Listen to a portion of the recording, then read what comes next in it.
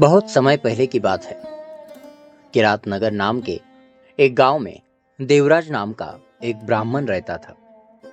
वैसे तो वो ब्राह्मण परिवार से था, लेकिन उसके काम बहुत बुरे थे। वो गरीब था, लेकिन पैसे कमाने के लिए गलत काम करता था, जैसे शराब बेचना, और अपने धर्म के नियमों को बिल्कुल नहीं मानता था। वो सुबह उठकर स्नान पूजा भी नहीं करता था और बस पैसे कमाने के पीछे पड़ा रहता था। देवराज बहुत ही बेईमान इंसान था। जो लोग उस पर भरोसा करते थे, वो उन्हें ही ठग लेता था। उसने ब्राह्मणों, राजाओं, व्यापारियों और सभी तरह के लोगों को अलग अलग बहाने से मारकर उनका पैसा हड़प लिया था। इस तरह उसने बहुत सारा गलत तरीके से पैसा कमाया, लेकिन इस पैसे का 1 रुपया भी उसने कभी किसी अच्छे काम में नहीं लगाया। एक दिन देवराज एक तालाब पर नहाने गया। वहां उसने शोभावती नाम की एक खूबसूरत नर्तकी वेश्या को देखा और उस पर मोहित हो गया। शोभावती ने भी देखा कि ये अमीर ब्राह्मण मुझ पर फिदा हो गया है, तो वो खुश हो गई। बातचीत करते करते दोनों में प्यार हो गया।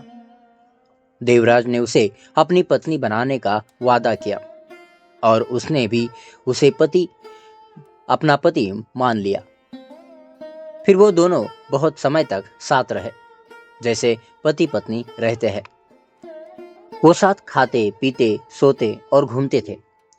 देवराज के माँ बाप और उसकी पत्नी उसे बार बार समझाते थे कि ये गलत काम छोड़ दो, लेकिन वो पापी उनकी एक न सुनता था। एक रात उस दुष्ट देवराज ने गुस्से में आकर अपने सोते हुए माँ बाप और अपनी पत्नी को मार डाला और उनका सारा धन लूट लिया। उस वेश्या पर मोहित होने के कारण उसने अपना और अपने घर वालों का सारा पैसा उसी वेश्या को दे दिया। अब वो पापी न खाने वाली चीजें खाने लगा और शराब पीने लगा। यह नीच ब्राह्मण उस वेश्या के साथ एक ही थाली में झूठा खाना भी खाता था। समय बीतता गया। एक दिन देवराज भटकते हुए किस्मत से प्रतिष्ठानपुर, जो अब प्रयागराज के पास झूसी कहलाता है, वहां पर पहुंच गया। वहां उसने एक शिव मंदिर देखा, जहां बहुत सारे साधु संत और शिव भक्त इकट्ठा हुए थे। देवराज उस शिव मंदिर में ही रुक गया, लेकिन कुछ दिनों में उस ब्राह्मण को तेज बुखार आ गया। बुखार से उसे बहुत दर्द होने लगा।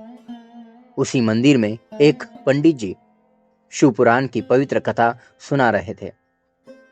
बुखार से परेशान होने के बावजूद देवराज लगातार पंडित जी के मुंह से निकल रही शिव कथा को सुनता रहा। 1 महीने तक वो बुखार से जूझता रहा और फिर एक दिन उसी दर्द के बीच उसकी मौत हो गई। जैसे ही उसकी जान निकली, यमराज के भयानक दूत यमदूत वहां आ गए। उन्होंने देवराज को रस्सियों से बांधा और जबरदस्ती यमलोक ले जाने लगे। वो अभी यमलोक पहुंचे ही थे कि तभी भगवान शिव के दूत वहां आ गए। उनके शरीर कपूर जैसे सफेद थे, हाथों में त्रिशूल थे, पूरे शरीर पर पवित्र भस्म लगी थी और रुद्राक्ष की मालाएं पहन रखी थी। वे सभी शिवदूत गुस्से में यमलोक में घुस गए। उन्होंने यमदूतों को खूब मारा पीटा और धमकाकर देवराज को उनके चंगुल से छुड़ा लिया।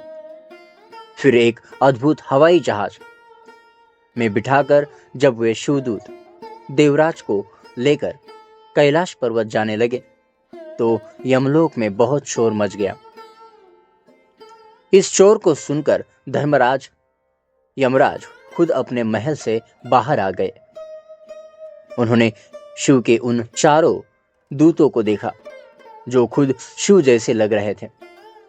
धर्म को जानने वाले यमराज ने पूरे मान सम्मान के साथ उनकी पूजा की। यमराज ने अपनी ज्ञान की आंखों से देवराज के मोक्ष की पूरी कहानी जान ली। उन्होंने डर के मारे भगवान शिव के उन महान दूतों से कुछ भी नहीं पूछा, क्योंकि वे शिव की महानता को जानते थे। यमराज से पूजा पाकर और उनसे विदा लेकर वे शिवदूत देवराज को लेकर कैलाश पर्वत पर चले गए। वहां पहुंचकर उन्होंने उस ब्राह्मण देवराज को दया के सागर भगवान शिव को सौंप दिया।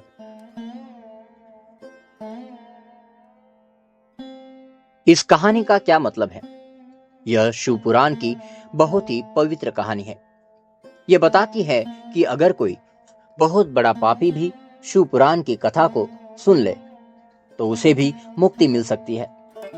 कहानी में दिखाया गया है कि शिव की दया इतनी बड़ी है कि वो बड़े से बड़े पापियों को भी माफ कर देते हैं और उन्हें मोक्ष देते हैं, खासकर जब कोई अनजाने में ही सही उनकी महिमा को सुन ले। यह शिव जी की असीम कृपा और दयालुता को दर्शाता है।